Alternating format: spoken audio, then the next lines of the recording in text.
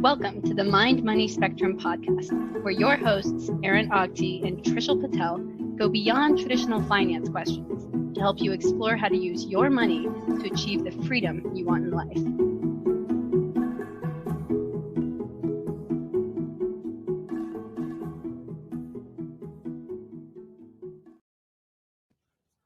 Hi, my name is Aaron Agti. I'm a financial advisor in the Bay Area, and I'm here with Trishul Patel, a wealth manager on the East Coast. Hey, Aaron, great to be here today. And thanks, everybody, for listening and watching. Great to be here as well. So if you've listened to a few episodes, a couple of themes that have come up in the past are things like fees, especially on investments and costs. And we like to distinguish fees that the investments cost, so the expense ratios investments, versus the advisory fees that our clients pay us directly. And a distinction there is kind of the value you get for the fees that you pay.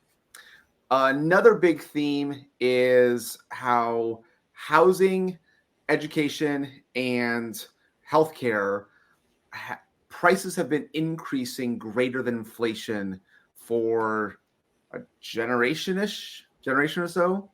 Uh-huh. And we want to look at kind of more of a true economic idea of rent seeking and how it applies to kind of these two themes of when do costs go up and there's actually value related to those costs, and when can costs go up that are extracting in some nature. And so as a former hedge fund manager and a much better economist than I am, Trishul is going to give us an introduction to rent seeking as an economic term, and then how it applies to some of the things we do in everyday life. So, Trishul, do you want to start us from a economics, like high school economics? Can you quickly explain rent seeking? That's about the level I'm going to come at this with. I was kind of laughing because you said I'm a much better economist. I might have. Yep, you're better than me. It's a low bar to clear. I might have 1 or 2 more weeks of high school economics under my belt. That might be the edge that tips the scales here. But I think it's an important concept to understand. So I think it's definitely worthwhile to dig into it. So I remember when I first learned about rent seeking, it was laid out in an example. So I'll probably just give the same example here. That it's pretty illustrative. So imagine there's like a public road, and it connects 2 cities. It's the only road out there. City A and City B, they use this road to go back and forth, and it costs like $10 million to build. And then all of a sudden, this private investor comes in and says, hey, I see you got this nice road here. What if I buy a small segment of this road and I'll maintain that small segment, and I pay you, the city, $11 million for just this half-mile stretch over this 200-mile piece of road? And the city might think, oh, wow, this is amazing. We're getting all our money back, and we're only giving up a small piece of this road. This must be a win-win-win. What could go wrong? Right? Yeah. So, let's say the city did go into this transaction. Now they paid for their entire road, and all they had to do is give up a small little piece of it. Well, now this new owner can come in and say, okay, this is great. I'm going to maintain this small piece, and I'm going to charge every vehicle that goes over this small piece of road $100. Okay. Right? So basically what this new investor did, air quotes, right, is they put their money to work. They bought up a very small piece of land. You can imagine a quarter-mile stretch costing $11 million would be pretty expensive, right? But now they get to charge every single person on this road who wants to navigate it, who wants to go back and forth 200 miles, right, from A to B. They get to charge, frankly, whatever price they want such that they soak up all the value that people would get from being able to make this journey. Mm-hmm. And essentially, the reason this is rent seeking is this new investor hasn't really done anything to make the road better, right? Maybe they cleaned it a little bit more, but they really haven't added value to the situation. So this is a concept known as rent seeking. Okay, so I actually like that example because we can probably apply it to things, but I want to try to clarify some things. This road, it could cost the two cities, this is what they cost, $5 million each, to provide a public good. And because the investor comes in and pays for it, there is this overall good that the people use, but instead of coming out via taxes, because it no longer requires taxpayer money to pay for it, it is now kind of privately funded. Would that be a fair assessment of this example? Kind of. So it's a little subversive because the city or the two cities only gave up a very small portion of the road in theory, right? And so the two cities are still responsible for maintaining all the rest of the road. Yeah, but they still own all the rest of the road as well. Yeah. Okay. So it would, I don't know how to say better, but if this was to try to be fair, then the cities might want to have to sell the entire road and probably also have some kind of regulation that the owner is responsible for maintaining it well enough to kind of up to a certain standard. So there's probably some kind of inspection that has to happen occasionally like that. If that was the case, then theoretically the owner is providing this good that does not require taxpayer dollars. Would that be getting close to fair? Well, now we also have a monopoly situation where. Okay, that's true. Okay, yeah. So we need two investors to have two roads right next to each other, going to the same place. There you go. But now it's like, okay, yeah. Like, why do you have two? That's just a waste of resources. Why do you have two roads go to the same place? Yeah. Okay. So this is maybe a whole different discussion, but this is part of why some things are publicly owned instead of privatized, right? When you privatize something that's highly susceptible to market forces and that requires, a lot of public resources, then it turns into a tricky situation. Okay. Sticking to the core though, basically, rent seeking is when somebody or some institution tries to make money without creating any new value. Right? That's how you boil it down very simply. Okay. And usually this comes across because there's some sort of manipulation of the situation, right? Okay. Maybe trying to put in some unfair amount of influence in how things have come across, to somebody's own personal advantage. This brings up notions of moral hazard, right? Doing something that. I don't know his name. The pharma bro who bought the patent to a drug and then increased the price of that drug from $15 to $1,000. There you go. Yeah. Okay. Like another maybe anecdotal, maybe common, maybe true example is a city has a public park, but a private company buys up the parking spaces. Right, so you got the public park that's maintained by the public resources and taxes, but the actual parking lot has been purchased by a private organization, and that private organization can now charge all the extra value that people get from visiting that park and keep all of it for profit, even though they're doing very little to maintain the actual resource at hand, the public park. Okay.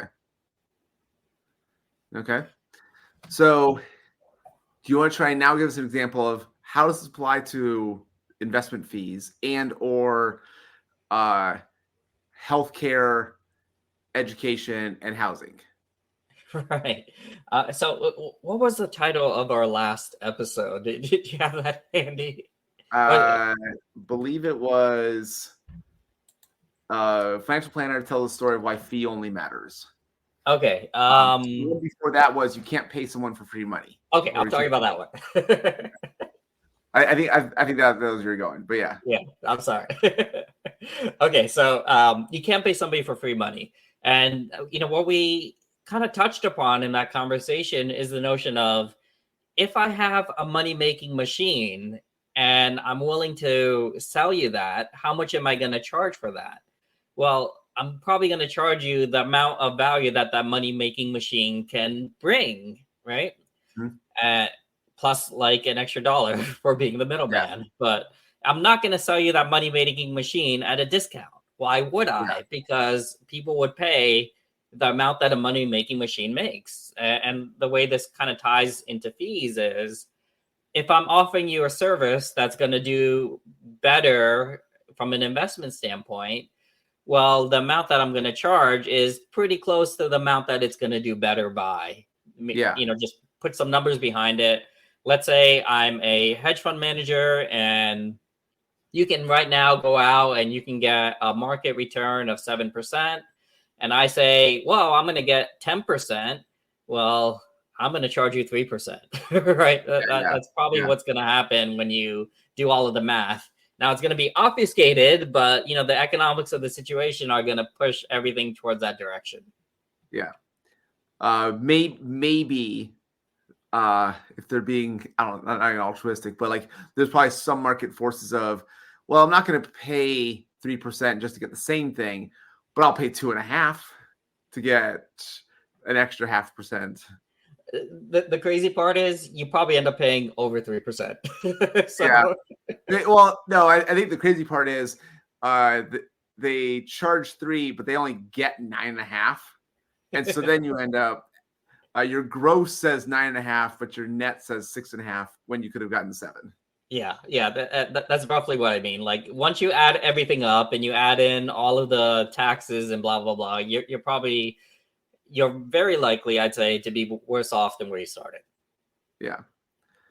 So I don't want this conversation to be too jaded.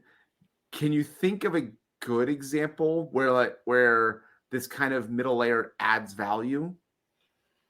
Well, okay, so yes, when you're doing something as a service to make somebody's life easier, right? Or when you're trying to reduce complexity, when you're trying to make somebody, when you're trying to do a transaction that they can't do on their own, right? Something like that.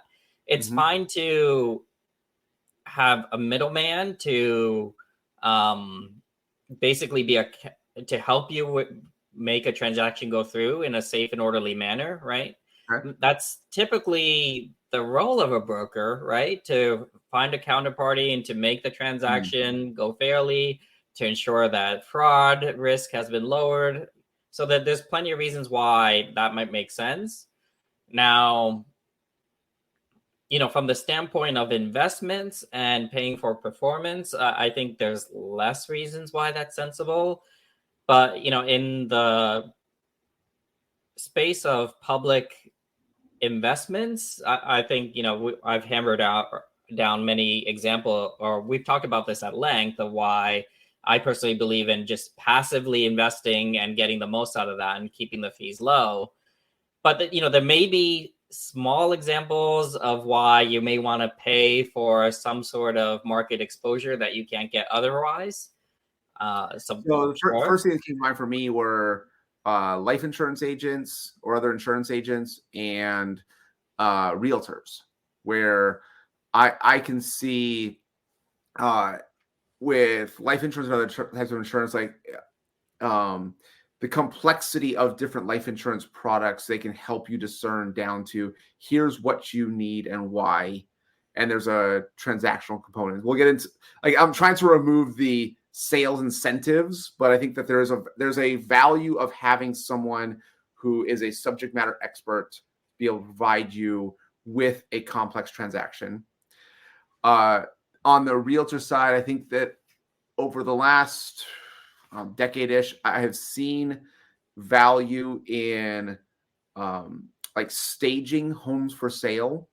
And I think realtors come in and say, well, if you can do this much in work before you sell it, you usually can get an ROI on those dollars.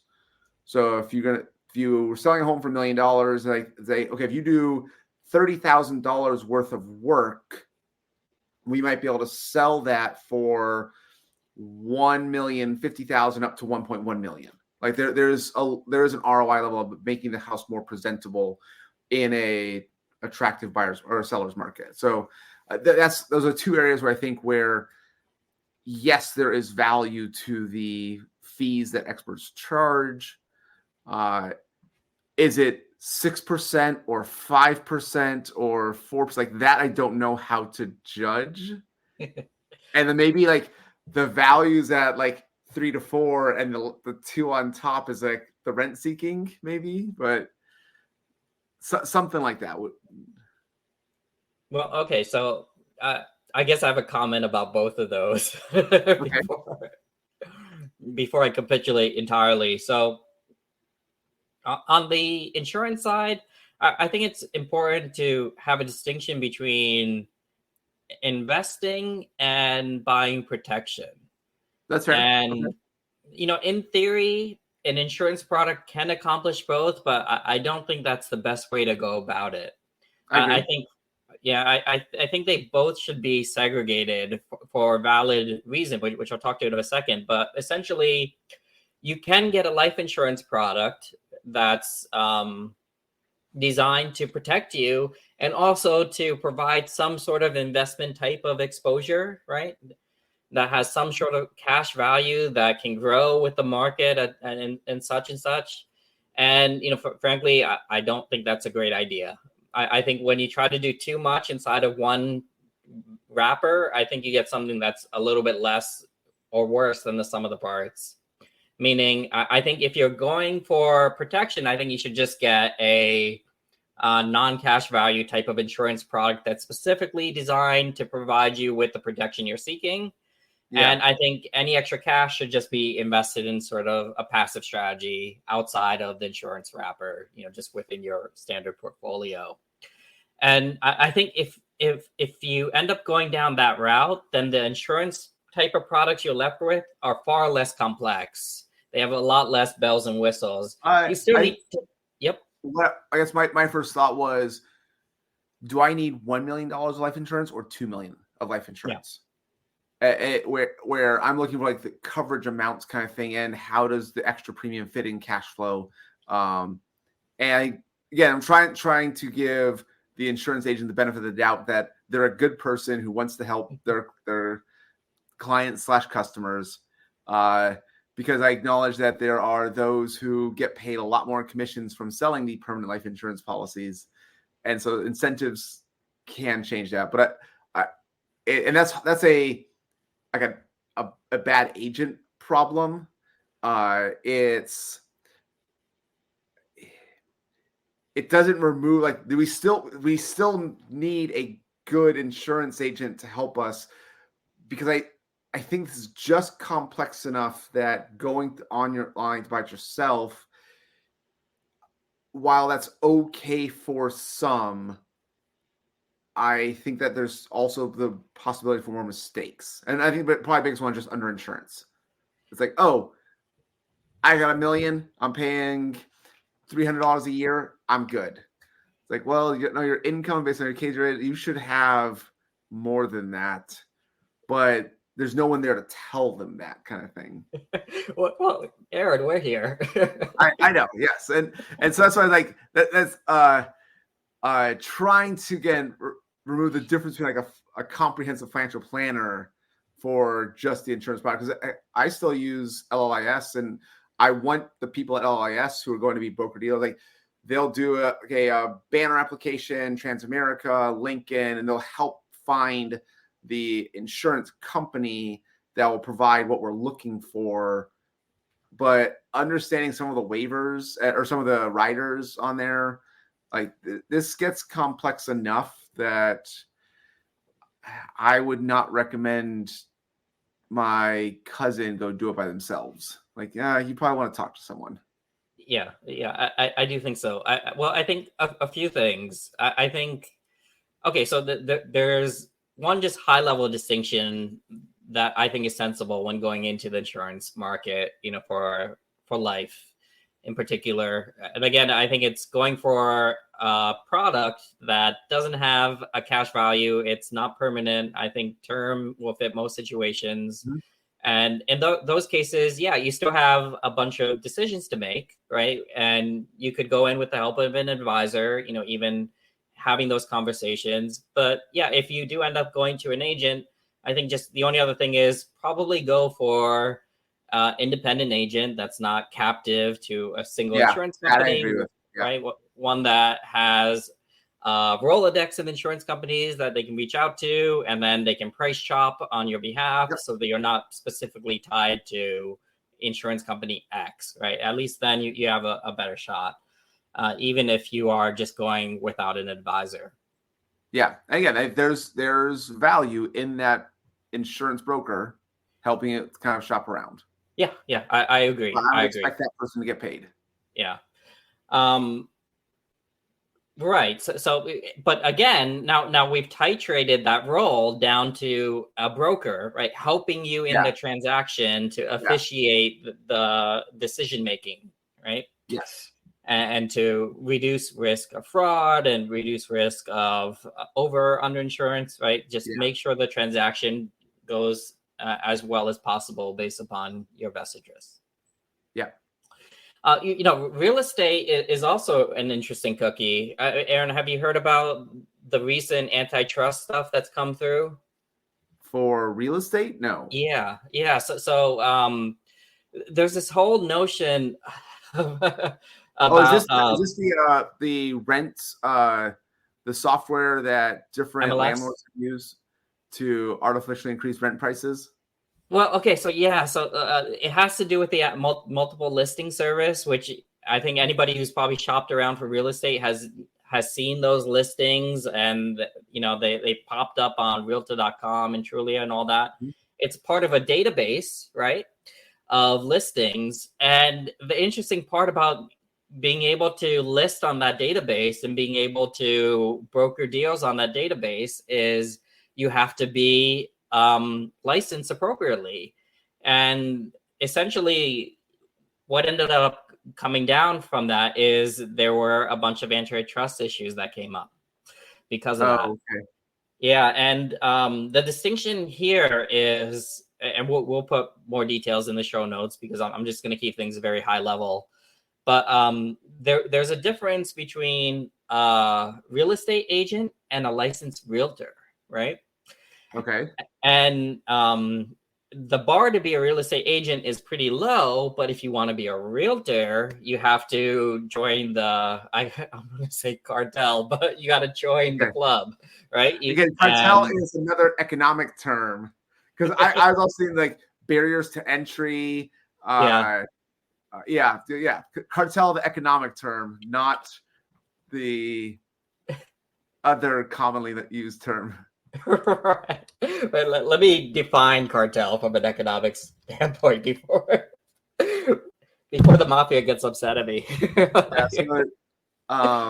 This is one where like the value of the services are artificially increased due to restriction. It sounds like it's the licensing is like a government restriction. It's kind of like I think it's non-government in this case. So it'd be a self-regulatory organization, but it would be a little like using a CPA or an enrolled agent in filing your taxes. You can do it yourself, but if you hire someone, they have to be a CPA or an enrolled agent to be able to file taxes on your behalf. And so there are certification requirements and education requirements that they have to test into. Yeah, so I'm asking the GPT, is this a FSRO? Okay, here we go. Okay, let's clear up and dispel and put some notes out there. Okay, so cartel, right? Very quickly from the GPD. I can share this, right? Yeah, I can. We're on the YouTube. All right, one second here. Just for our viewers, again, we're on YouTube. So if you want to actually see the stuff that we're talking to, you can watch the video. But Aaron, is that big enough? Yeah. Okay, so in economics, a cartel is a group of independent businesses or organizations that collude to control the supply, pricing, or production of a product, right? Maybe the big one that we know about besides, the drug kingpins is OPEC, right? Okay. With controlling oil prices, that is, Yeah. I guess it's a government sanctioned cartel where a bunch of leaders meet and they decide how much they want to control the supply and price of oil around the globe. I was thinking of like professional sports leagues and owners there where there's enough money there, but they also don't let others in. Yeah. Without charging a lot of money. There you go. Yeah. And, this probably ties into the rent seeking as well, from an economic standpoint. But okay. So we got the notion of a cartel, but how does that fit into real estate and realtors in general? Okay, so to become a licensed realtor in the US, you got to meet all these requirements. There's some basic requirements, but the key one is typically you have to team up with a brokerage that's licensed. Some states require this. So again, they're trying to make it harder to get this designation. And then the key here is you have to join the National Association of Realtors. So then, and only then, you can have the word realtor, on your business card. You have to do continuing education and stuff like that. So, on surface, it looks pretty similar to the requirements that Aaron, you and I need to do to be a certified financial planner, right? Yep. But this is actually not a self-regulatory organization. It's an industry regulation, or an industry group that set this up. And I'm going to get some specifics on how does this impact the ability to leverage the MLS, because this was key to the antitrust stuff that came up. Okay, so the MLS, which is the key database if you want to try to do real estate transactions in the US, is restricted to licensed realtors. So you have to join this association to be able to be part of the club that can leverage the system. And that puts a lot of control into the hands of an organization that's private.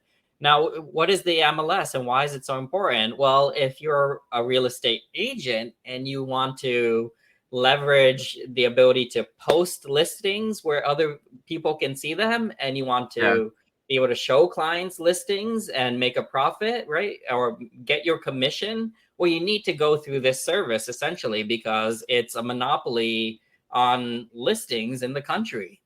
And what that means is it's kind of ripe for this type of situation of having a small organization could have a lot of power.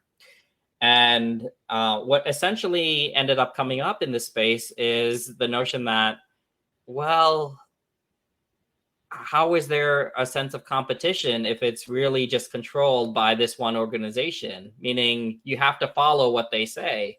And this organization can set a lot of things. For example, there's this notion of why 6% commission. Aaron, you just mentioned that earlier in this conversation. And it's interesting to note because one way to think about that 6% is it was probably calculated to give real estate agents and realtors sensible income, right? If they did this as a career. So when you think about this, going back in the 1980s, well, a 6% income or commission split two ways, 3% on a transaction would mean you would have to do maybe one deal month, right? So 12 deals a year on the average home price to get a sensible income. So let's just do some quick math. Average home price 1980. Yeah. I shouldn't say median. Sorry. I guess 100K. 50K, right? 50K. So okay. Okay, so now what's a 3% commission? 1,500. So having an annual income of 18 grand. So what's the median income in 1980? Okay. So median income 1980.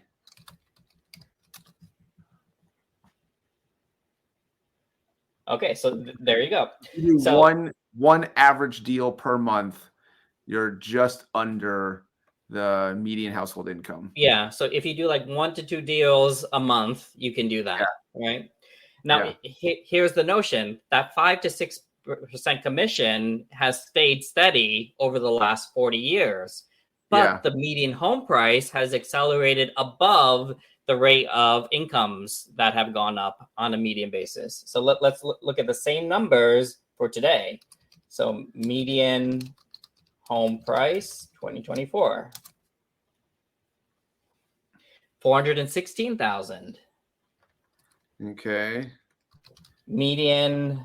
Let's just do that math. 3%. So that'd be a median. That'd be an income of 150. Okay. So let's do 150K income, right? Yeah. Okay. Now, what is the average? What's the median? Median household income. 2024. It's gonna be what, 70-ish, 75.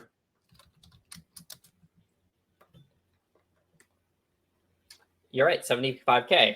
Okay, so what this means is if you're, just for the people listening, essentially the median household value has jumped from 45K to 416K over the last generation, about 40 to 50 years. Yep.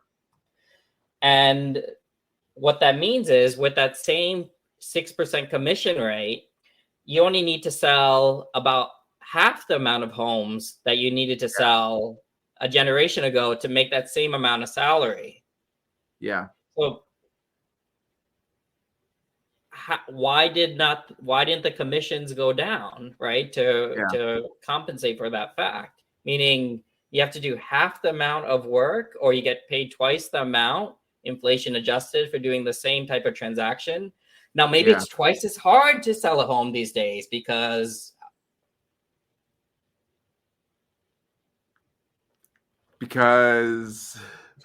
I don't know, right? A generation ago, we didn't have internet, we didn't have pictures, we didn't have videos. This actually goes back to the license thing. Like, I wonder if there are more realtors available. So so if there are more realtors that are selling a similar number of houses, which is not necessarily a safe assumption, because I don't know how that's been one of the issues, is that housing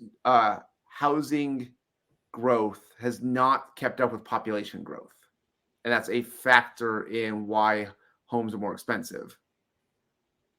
Yeah, well, let's touch on that. But before we get to that, my personal argument is it should be easier to sell a house these days than it was 50 years or 45 years ago. Meaning we have so much technology to help these transactions, right?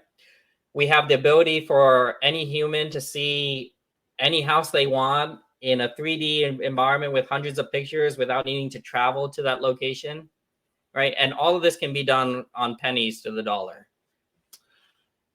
So this is where technology comes in. Again, the economic term, technology. Right. So you would think technology should have stepped in and reduced the commissions over the last generation, reduced the transaction costs to make this transaction happen.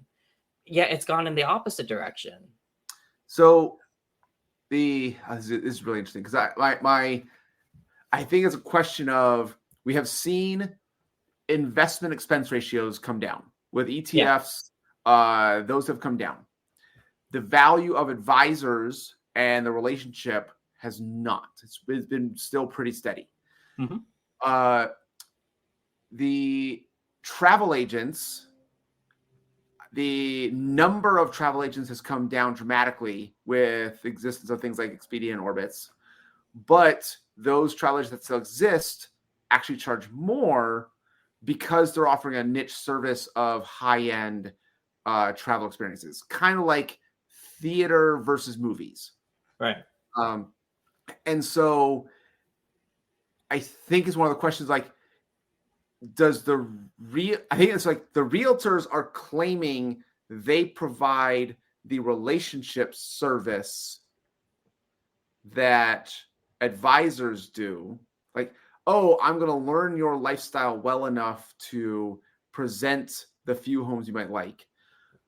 But you're arguing that the transaction of real estate is much more like an S&P 500 ETF, where it is a little more commoditized and technology to help those costs come down. Yeah. So I'm going to switch back to the video. Okay. So kind of like, is a realtor a value-added service, or is it a commoditized transaction? Right. So imagine there's two scenarios, right? There's a scenario where an individual just wants to buy a house, right?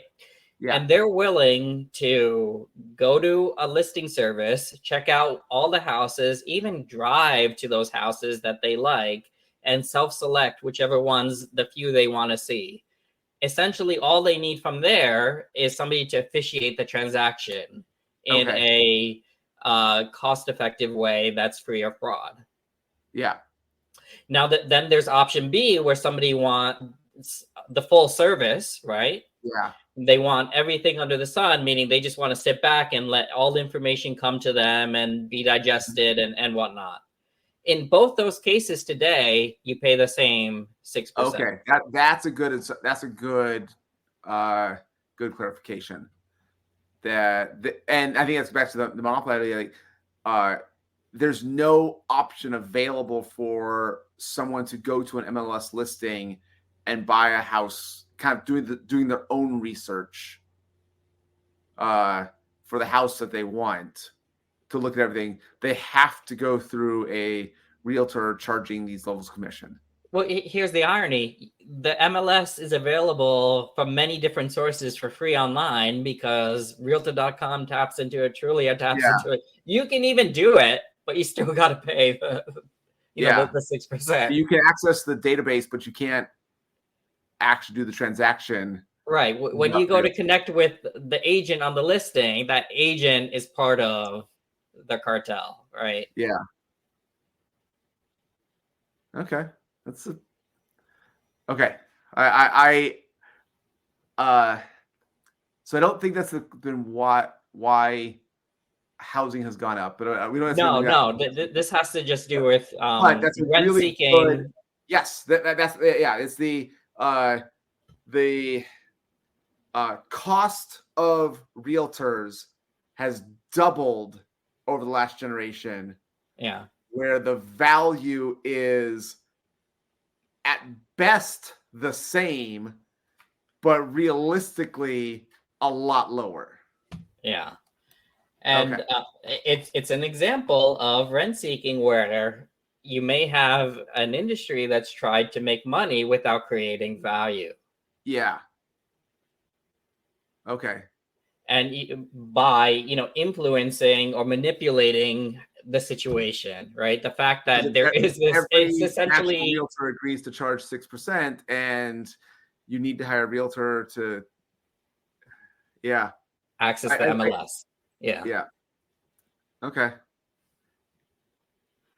So this wasn't even, I wasn't planning on using this example, but this actually worked out pretty well, I guess. Here we are.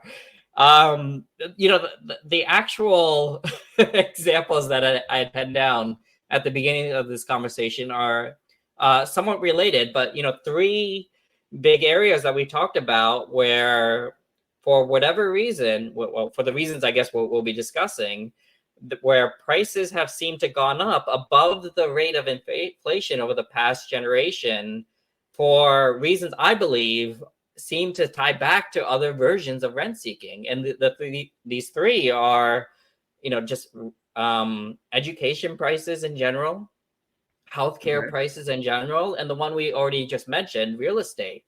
So all these areas of cost for the average household have increased higher than the rate of inflation. But have they done so because individuals are getting that much more value out of it to compensate for these increased prices? Or is it largely driven by this notion of rent seeking? So one, I think from the healthcare side, I do wonder how much is just healthcare administrators or hospital administrators. They're non-medical, non-service, business-oriented, and just the number of those types of administrators has grown. I'd be curious where like healthcare technology comes into play, because I do think that healthcare outcomes on a smaller individual basis are better. So like my knee surgery, I tore my ACL. I had knee surgery for a torn meniscus. The arthroscopic surgery only needed 2 holes, whereas 20 years ago it took 3 holes. Like it's and there have been so many other advancements in technology like that, and I'm sure there's like an R&D cost. I don't know like how. I don't know how to incorporate the idea of significant advancements in medical technology, but the costs to me are definitely higher. And I do think that when I think of like costs, it's the conversation we had earlier about how just health insurance is just the worst system ever. And it takes people on average 2 working days per year just dealing with health insurance. And so I'm curious how you think of improvements in technology and the research and costs that go into that versus like, would we expect if so I think the question is, if hospital administrators were the same number and more or less the same percentage of healthcare costs 40 years ago, but the technology itself is a lot better, the actual genuine value add from medical technology and medical research, would you expect healthcare costs to still be going up? Right. So I think, just kind of stepping back a bit, what we've had this conversation before in general, and at a high level, what we noticed is healthcare spending has roughly doubled, over the last generation after adjusting for inflation. Okay. And, similarly for education and similarly for healthcare. Yeah. So, you might total that with understanding of you would be spending, maybe 30 to 40% of your household spending on those 3 areas a generation ago. And now you're spending like 60 to 70% on just those 3 areas today. Okay. And, the question is, are you getting double the amount of value, or is it just rent seeking that has compensated for these increases? Because all these other areas, the prices have shrunk, right? And things are a lot cheaper because things are a lot more inefficient or more efficient. Yeah, so I mean, this is like cost of computers have more or less kind of come down. TVs have definitely come down. Yeah. Cost of computers have kind of come down, but the strength of the computer has gotten better. But like car prices have kind of increased with inflation, where from a technology point, they should be getting cheaper, but the cars themselves are actually getting better. The technology is getting better. And so if we remove the rent seeking from the hospital administrators, then we would expect healthcare costs to kind of increase like car costs, because the technology is actually getting better, but that's kind of a keeping up with inflation kind of thing. Like the Yeah. technology advancements allow car prices to increase with inflation beyond what just the what we'd expect if cars weren't getting better. We'd expect cars to get cheaper.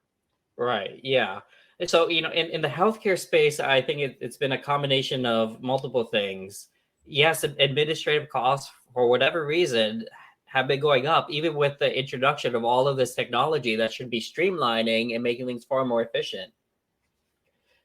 It's something we mentioned in that episode where we took a deeper dive into this. It's just a data point that stuck in my head. It was this hospital that had 100 beds, good sized hospital. And then for each bed, they had 10 people working in administration to figure out the billing for a single bed. Meaning you have 1,000 administrators for a 100-bed hospital to figure out how all the people get paid, right?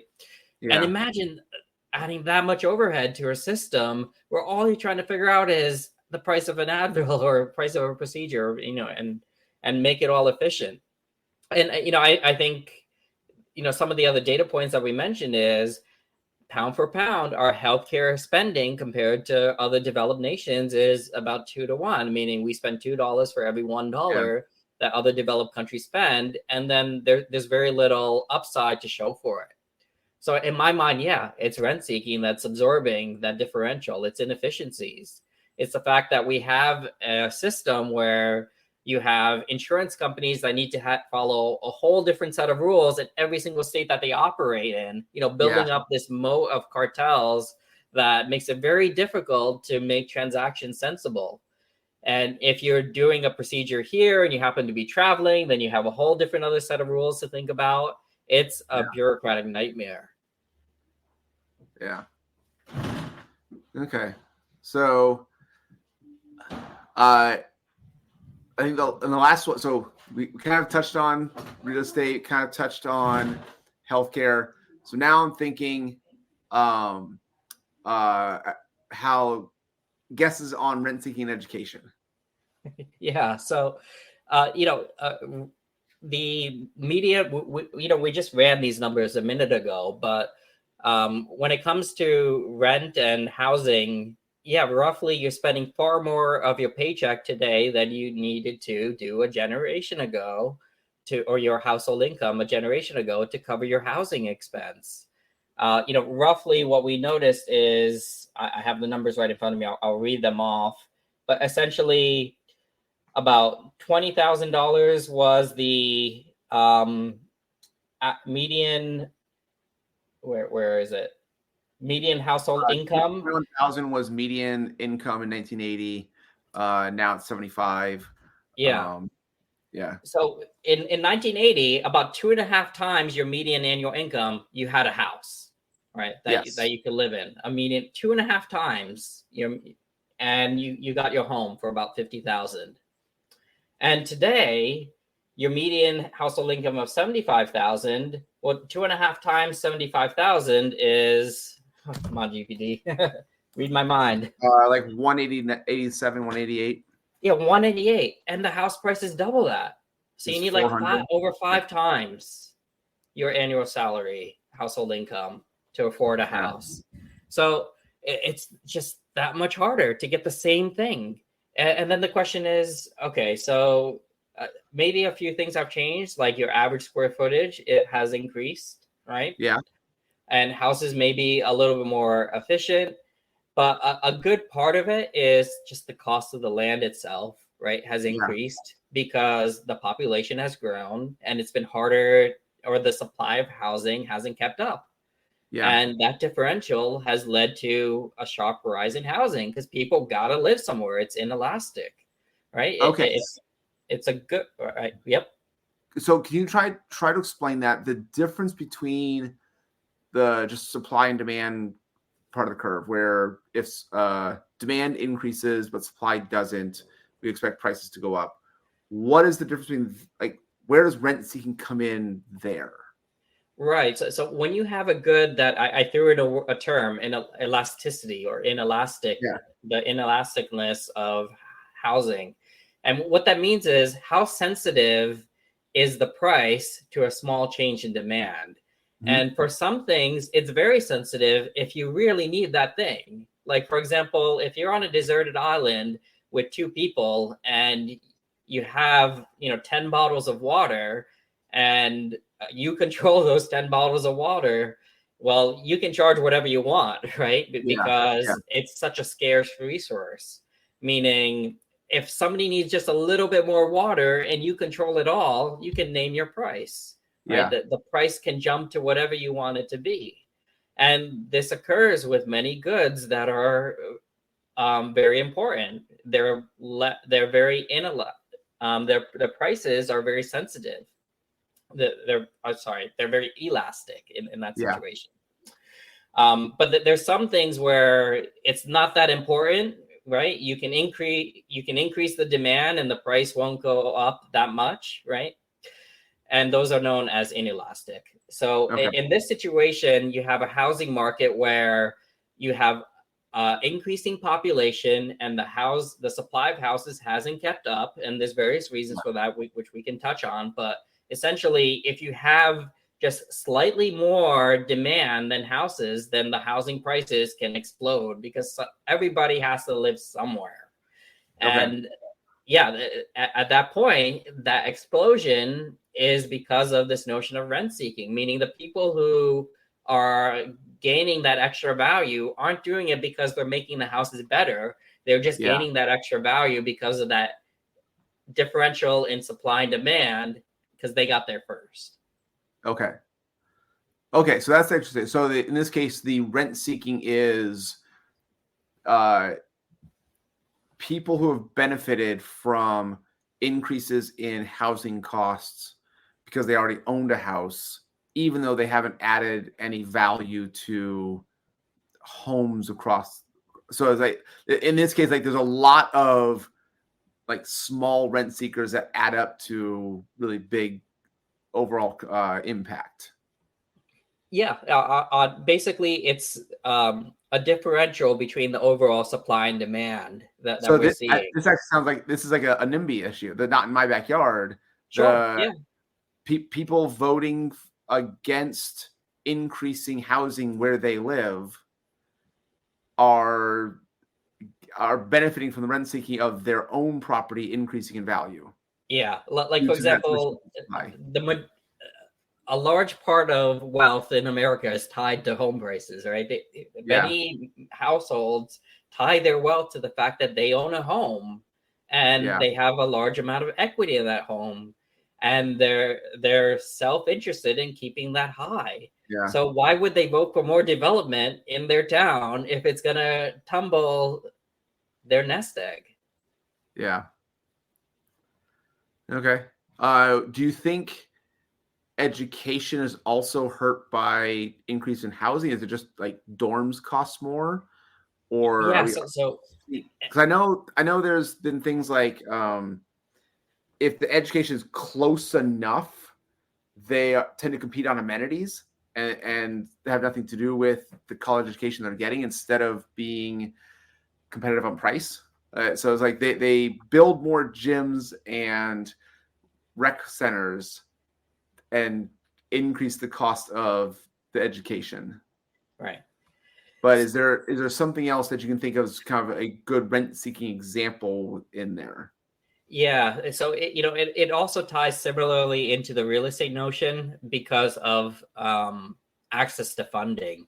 So, for example, our government encouraged the investment into real estate by subsidizing and influencing the ability for Americans or individuals to get loans, right? So mortgage interest deduction on your taxes is the U.S. government subsidizing owning a home. Yeah, and various other related programs, right? Yeah. And what that led to is the opportunity for rent seeking to increase, right? Because now individuals who would not have access to buy a larger home immediately had more money to buy a larger home or spend more on a home than they could, which meant that everybody ends up spending more on a home that they could than they could otherwise, which essentially means that they're all paying more for the same thing, and the benefit of that paying more went to the people who already owned the home before they, the new people got in. Yeah. So yeah, essentially it was a distribution of wealth from, the government taking this money in taxes, or essentially creating debt and distributing it into the equity prices of Americans across the country. Okay. Not necessarily creating value. So I would argue that something similar happened in the education space with the access to student loans across the country. Okay, I see what you're saying. Okay, right. So student loan access has increased the demand by potential college students greater than the number of quality education institutions increased. So you have an artificially increased demand, similar or the same supply allows for that price to go up without any additional value. Yeah. So imagine this. Imagine a university education costs $10,000, and the average individual has $10,000, in their saved up to spend on education. Yeah. And all of a sudden, the government hands everybody an extra $10,000 to spend on education. What does the university say? Oh, I think it's $20,000 now. I think that's the new price. Let's charge 20. Yeah. So it's not necessarily, it is an issue, but it's not from an economics perspective, not quite the same of like predatory lending of getting 18-year-olds to sign for loans where they may or may not graduate, or the quality institution cannot provide a job at the level to pay off those loans. That's an issue, but not exactly with the rent-seeking issue. For us, it's just the general access to student loans, and the government subsidy of student loans has allowed universities to increase prices without increasing value. Yeah, and I didn't prepare this link. Maybe I can find it, but essentially it was a conversation with a university professor, and they were, or not professor, president. They were going down, the list of things on why education has increased so much. And, frankly, the end of the conversation, it boiled down to one thing. The main reason the prices have gone up is because they can. They can charge more, and they still get plenty of applicants. And people are going to sign up, therefore they're going to go up. And why are people going to sign up? Because they have more money to do so. So that I don't want to take too long, but is there a way to counter this? Well, so in the education space, it's also frustrating, like healthcare, and what we talked about with the realtors. There's all of this technology that should be making the ability to educate our population far cheaper, right? So, because it feels like a little like a prisoner's dilemma of like each individual is probably making a decision that aligns with their individual incentives. And so like each individual is kind of making a rational decision, but it's hurting society as a whole. Yeah, it's definitely a prisoner's dilemma situation where we're not incentivized to make the optimal choice. We're incentivized to stick to the status quo of paying more for less when it comes to these areas, which is why, something outside of the box needs to change, right? It's structurally built in terms of why we've ended up this way. We've encouraged, legislatively, politically, however you want to say it, we've encouraged a system that's suboptimal. With education, again, there's so much technology out there. There's so much knowledge out there that can flow freely that didn't exist a generation ago. Why does it cost 10 times more then?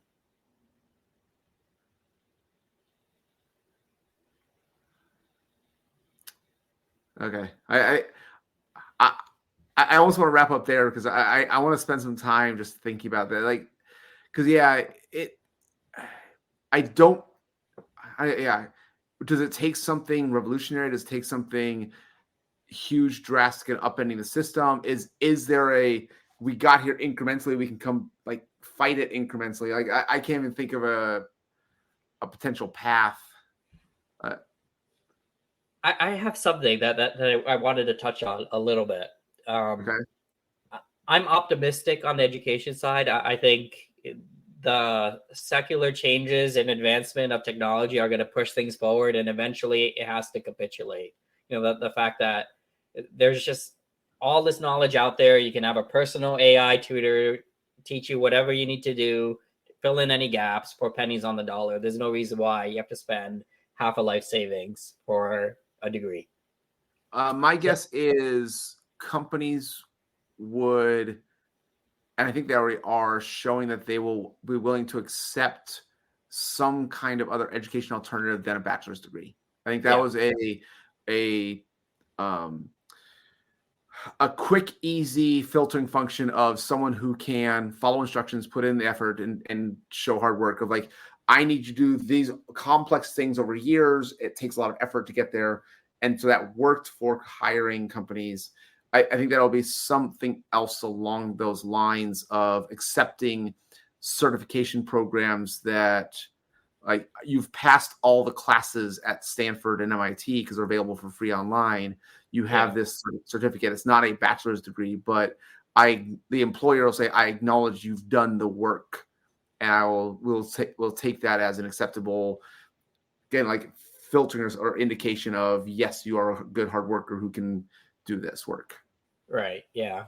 And I think similar secular changes are happening in the healthcare space with, more personalized medicine, telemedicine, just taking out the middleman. I have enjoyed being able to send messages to my doctor and my medical team. Even if it was a nurse answer, like, I don't need to make an appointment 1 month from now to ask a quick question about a medicine that I'm taking. So that has helped a lot. Yeah. And, just frankly, I heard in third world countries that have less access to medical resources, they have been leading on the generative AI for situations like that. Imagine the nearest doctor is 100 miles away, but you have instant access to a GPT. So I think the question there is like, do I need to go see the doctor? Yeah. Or can I wait a little bit? There you go. Here's the resources of medicine I have in my cabinet or in our local village. Do we, what can we do, or do we need outside help? Whereas before, hit or miss. Like, what are you going to do, right? Yeah. So I am optimistic there. The third area, which I'll just touch upon for a minute, I'm actually less optimistic on, but for good reasons. Frankly, I think the housing issue is this, again, differential between supply and demand. Okay. And that can change once population starts going in the other direction. So. Oh, I see. Okay. So you think that as kind of like, what is it? Median births per woman kind of go down below, I think it's like 2.1 in the US right now. So get below 2. The way a population can grow at that point is through immigration. But if we have a flat population, that's interesting. I know that. Well, so here's how that kind of ties in. Yeah. So essentially, to have a replacement rate that keeps the population stable, you need about 2.1 births per childbearing female, right, to compensate for a little bit of slippage, assuming no immigration, right, coming in or out, right? Yeah. And we know that average birth rate, the average birth has been amount of births has been dropping, right? It's been plateauing and going lower. And that's pretty consistent across most developed countries, that a variety of factors lead to that. It is, yeah. So imagine you have a situation today where you have the demand outpacing supply, and you have that elasticity concern, right? Highly elasticness of prices. Well, it's a double-edged sword, right? When that flips, well, then you have prices coming down very quickly because you have an oversupply. And once you have a supply hit a certain threshold, what's to keep the prices up? And the reason I say this is because we already have examples at play in other developed countries. I don't know, Aaron, we may have talked about this, where birth rates in Japan have been falling off, right? Yeah. That's the classic example of like a worst case for the US of deflationary environment for a generation. And like there's no growth. Like when it comes to like safe withdrawal rate research, Japan is like the worst case scenario, that you need a ridiculous low withdrawal rate on the scale, like 2% or lower, to have the same time frame as you do in the US. Yeah. And the secular concern there is their birth rate has been dropping precipitously. South Korea similarly. I think South Korea is the lowest right now at 0.7. And, I'll put a link to this, but if you run the math forward for just 2 generations, a 0.7 birth rate means your population drops by over 80% in 2 generations. Yeah.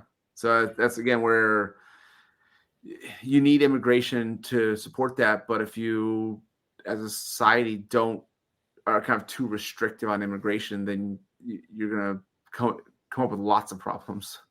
Yeah. And so Japan has passed that differential at this point. And I was actually keyed into some of the real estate prices over there. And basically the real estate has dropped through the floor, meaning you just have tons of empty lots, you have tons of supply and not enough demand. And it's going to get worse every single year, meaning you can literally buy a 4-bedroom house for like 10,000-20,000 USD. Yeah. So that same house in the US, right? Why is it worth so much? Right? Does it have to be worth that much a generation from now? And, I put this as a cautionary note, meaning, does it really make sense to have a large percentage of your net worth in real estate if this is a demographic shift that we're heading towards? Now, I want to counter that with the other side of rent seeking, because I didn't want to leave this conversation off with just rent seeking being bad, but rent seeking is essentially buying an investment for the pure purpose of making money without creating value, right? Okay. But there's other ways to put money to work, meaning putting money to work for the purpose of creating value, and that's where I think money should be allocated towards when it's an investment purpose. And, frankly, that's what companies and stocks are designed to do. They're designed to put money to work to create more value. So I would say when it comes to investments, look for investments that shy away from rent seeking, and look for investments that try to put money to work to make more money by creating value. Okay. That is helpful. Thank you. This is longer than a regular economics lecture. Yeah. Hopefully we didn't put more than half our audience to sleep this time. We're trying to condense a semester of high school economics into an hour and didn't quite make it. But still, I think a helpful notion to understand, especially when you're thinking about why is this thing going up. Yeah. So, well, thank you very much for that, Trishul. I really appreciate it. I love our conversations, and we'll do this again. Right. Thanks, Aaron. I enjoyed this conversation as well. And if you're enjoying listening to these, do subscribe, like, and share. That's how we get known out there. So we would appreciate it. And thanks. Bye. Bye.